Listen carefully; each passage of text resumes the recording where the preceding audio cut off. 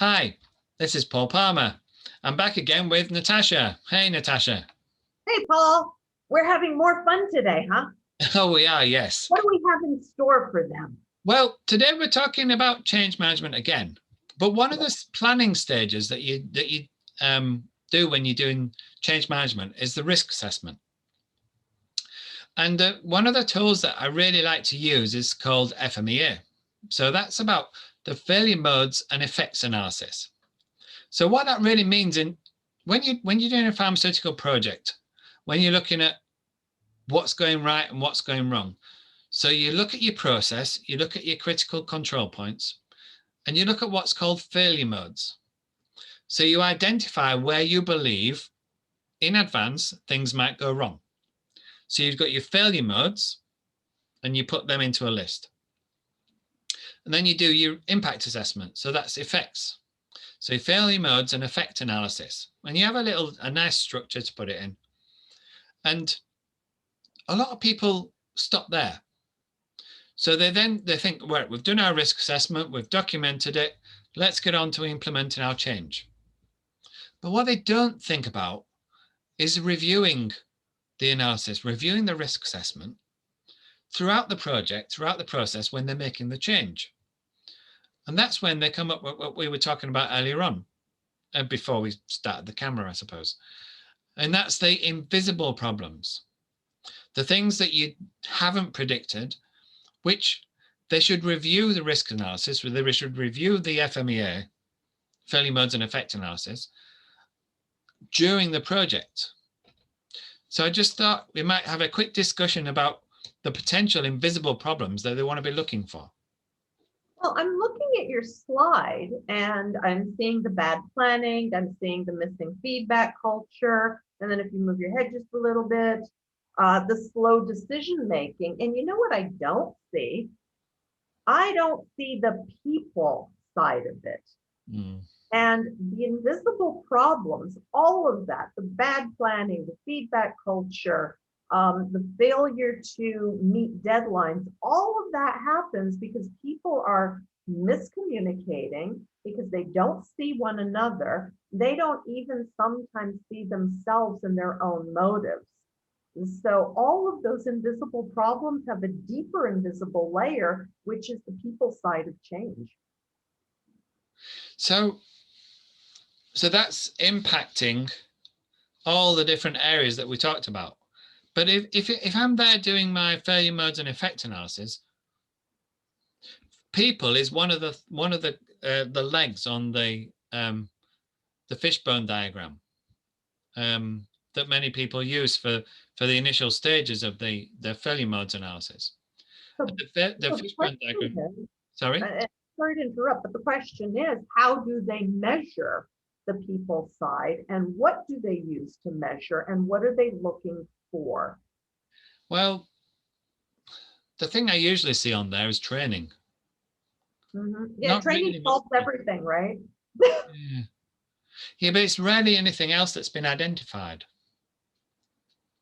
So what should we be putting onto that extra leg rather than just training on the people side? We should be putting a lot of stuff on the people side of it.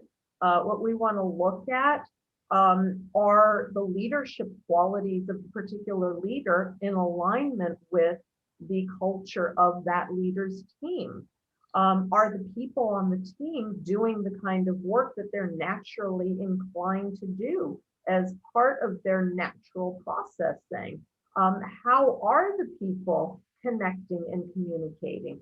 The failure to communicate goals and outcomes is a communication error, which goes to different people processing in different ways. Culture is the expression of relationships that people have with one another and the kinds of behaviors and approaches and ways of doing things that they're saying is the norm around here. All of that goes to who are people, how do they show up, what are their strengths, what are their talents, what are they naturally inclined to do, how do they connect with one another, who are we as a group, and how does that signal to others entering our group how to behave, how to think, how to work, how to relate. Yeah. So why do you do it like that? Well, because we've always done it that way.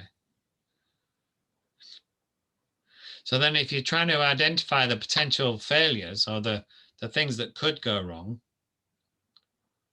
people aren't really going to consider themselves going wrong, are they? No, and look, we've got two different kinds of mindsets, right? We've got a fixed mindset. I am always right.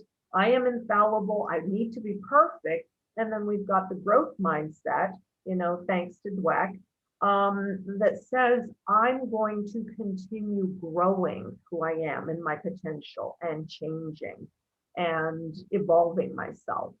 And those two different mindsets, and there are variations on that, but just those extremes give you a sense of who's going to say, this is the way we do it, this is the way we're always going to do it. We're not going to change because if I change this, it means I am a failure.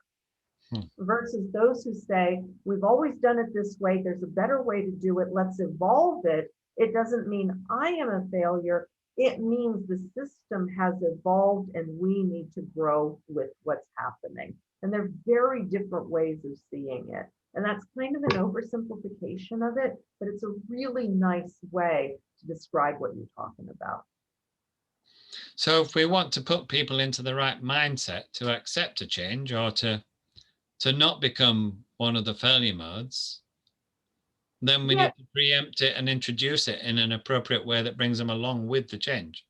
Yeah, training is one small part of it. Assessment is a part of it.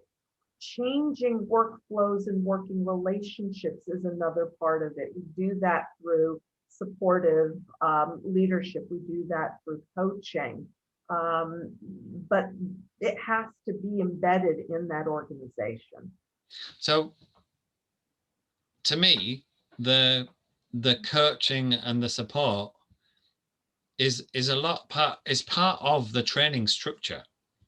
So yeah, a lot of training, this is how most people think of training. They think of training as you go, you do your training, you're done, you're finished. Yeah. Right.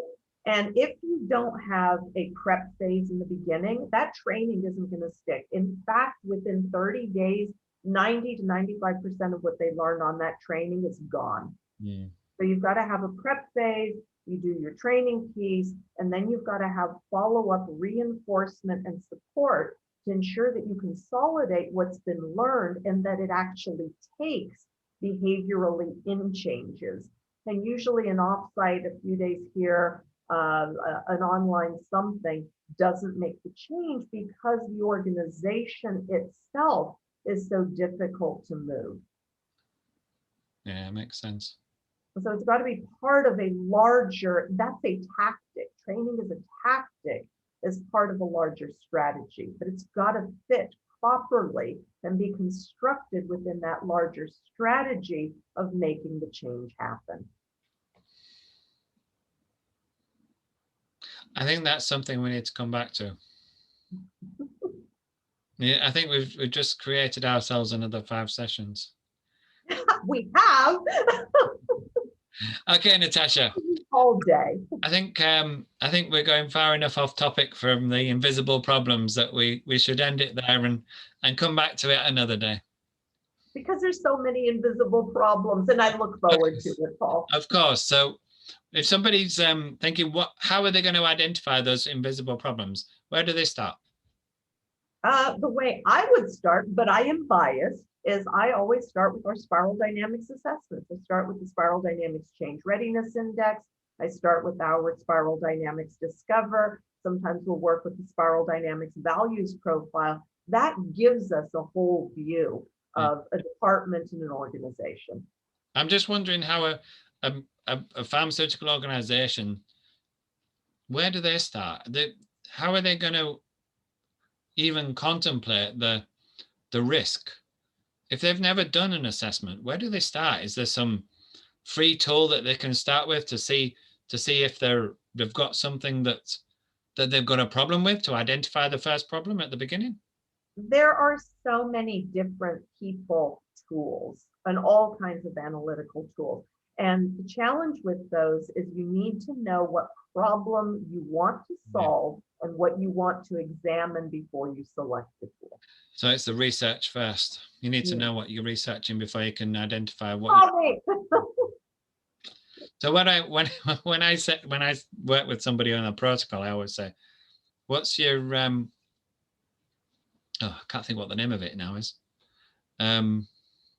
What's your goal? What are you trying to assess before you actually start? Because if you don't know what your pass and your fail is going to be when you start and why you're doing it, well, you can't start. Yeah, what are your benchmarks? Yeah. Cool. Okay, thank you, Natasha. There's Paul Palmer and Natasha. Perfect. We'll talk to you soon. Thanks. Bye-bye.